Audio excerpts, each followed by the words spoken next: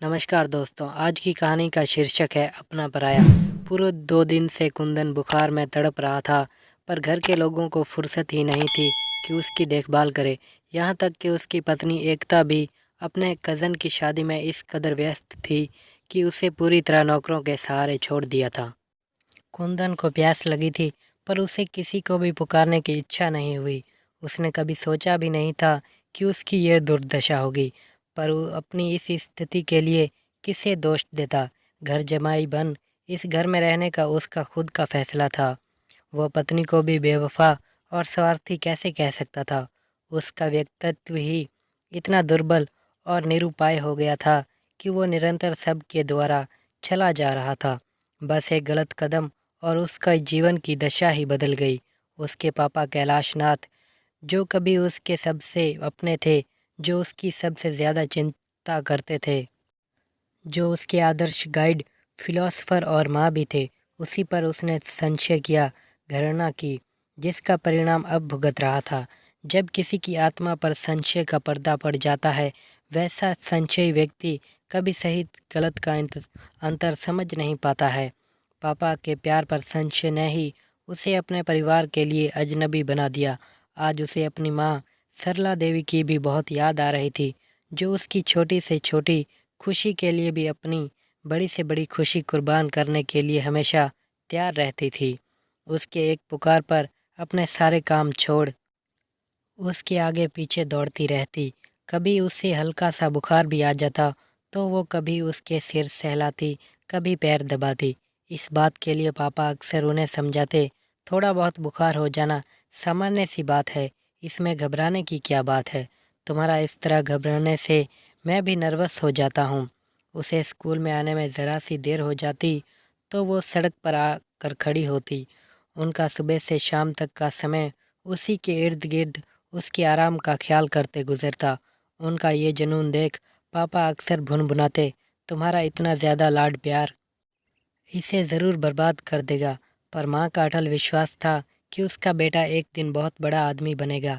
10th में जब उसे 93% मार्क्स मिले, उसकी खुशी का ठिकाना ना रहा। पूरे मोहल्ले में मिठाई बंटवाई, पर जल्दी ही उनकी खुशियों को किसी की नज़र लग गई।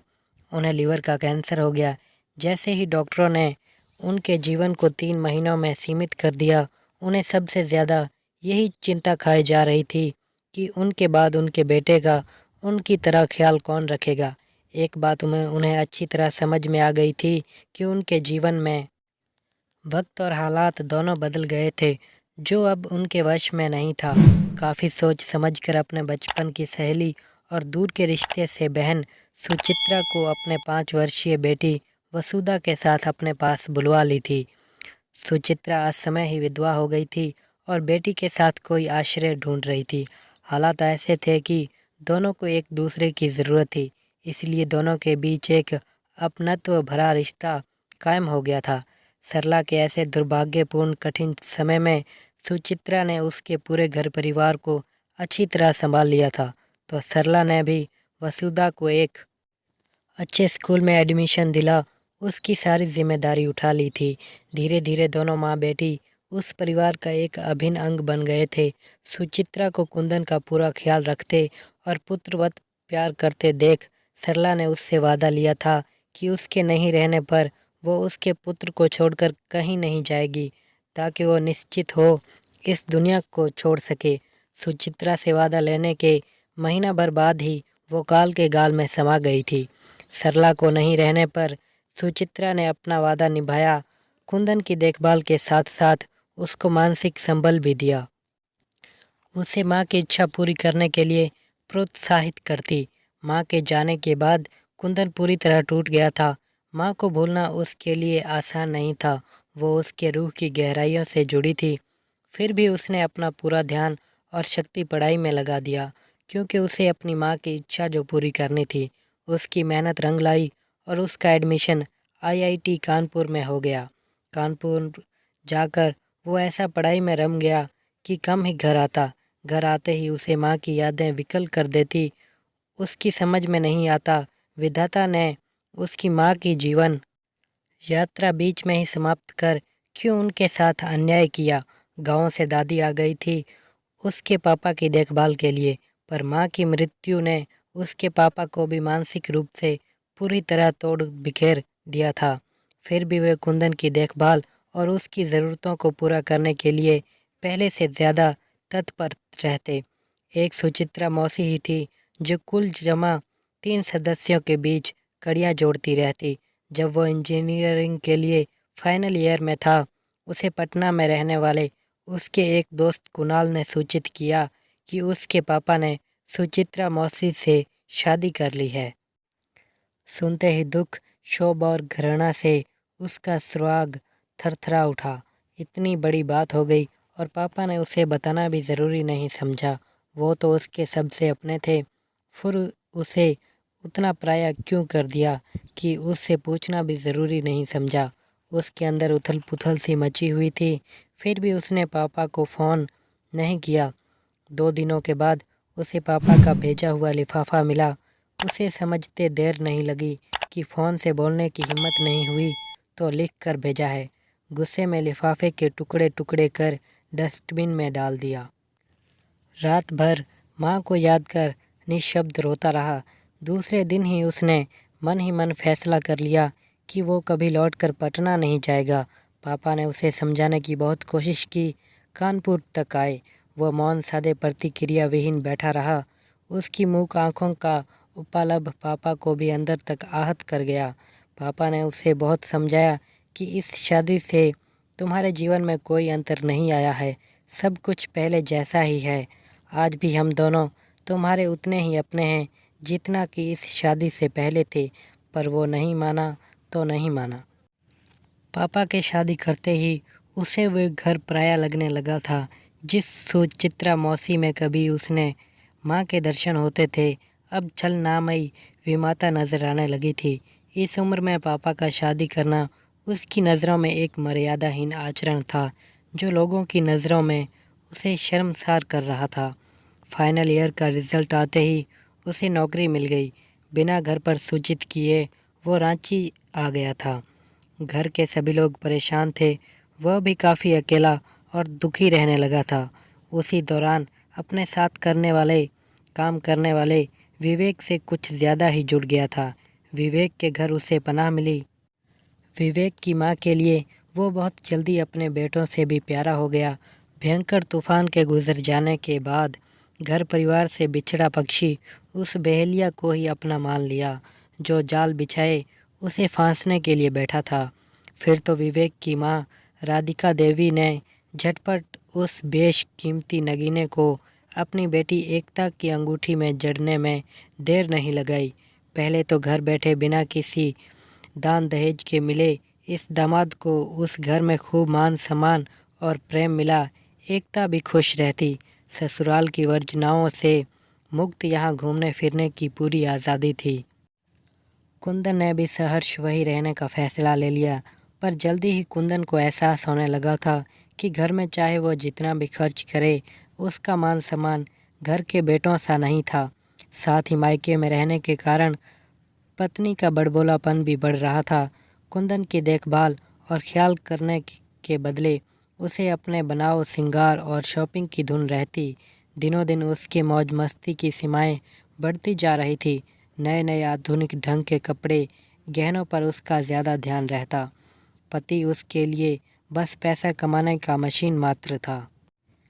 सासू माँ, जो पहले उसकी माँ होने का दावा करती थी, अब उसे सुनाना शुरू कर दिया था कि हमेशा घर में रहने वाले की रोज़ रोज़ आओ भगत तो नहीं हो सकती। कुंदन को आओ भगत की चिंता नहीं थी। उसे तो उसी प्यार की तलाश थी जो उसके माँ बाप कभी उससे करते थे। धीरे धीरे सबके दिल में उसके लिए प्यार घटते ही जा रहा था। अब तो स्थिति ये हो गई थी कि बीमार होने पर भी किसी के पास समय नहीं था कि उसकी देखभाल करे। कुंदन को लगने लगा था कि अपने पैरों पर स्वयं ही उसने कुल्हाड़ी मारी है। कभी अपनी पत्नी एकता की आवाज़ सुनकर उसकी निंद्रा भंग हुई।